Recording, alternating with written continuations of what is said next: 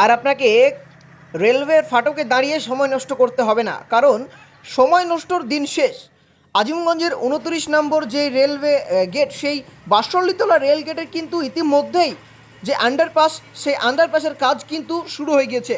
জোর কদমে চলছে সে আন্ডারপাসের কাজ। একেবারে বলা চলে যে যুদ্ধকালীন যেই তৎপরতা, সেই যুদ্ধকালীন তৎপরতায় চলছে রেলওয়ে আন্ডারপাসের কাজ।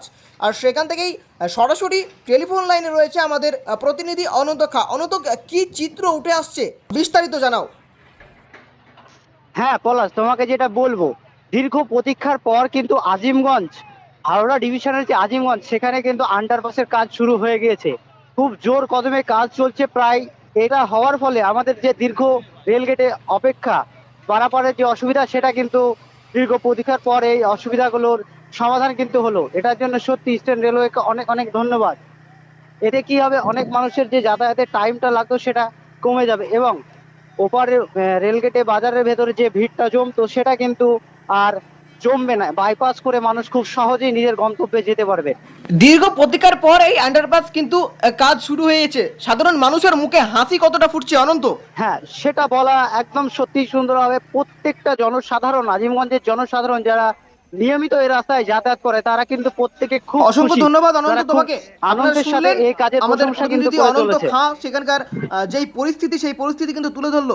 একেবারে কিন্তু যুদ্ধকালীন যেই তৎপরতা, সেই তৎপরতায় কিন্তু কাজ চলছে। ইতিমধ্যেই বড় বড় যে হেভি ওয়েটের যেই ক্রেন, সেই ক্রেন কিন্তু কাজে লাগানো হয়েছে, এবং সেই কাজ কিন্তু একেবারে জোর কদমে চলছে। একেবারে যুদ্ধকালীন যে তৎপরতা বলাই বাহুল্য।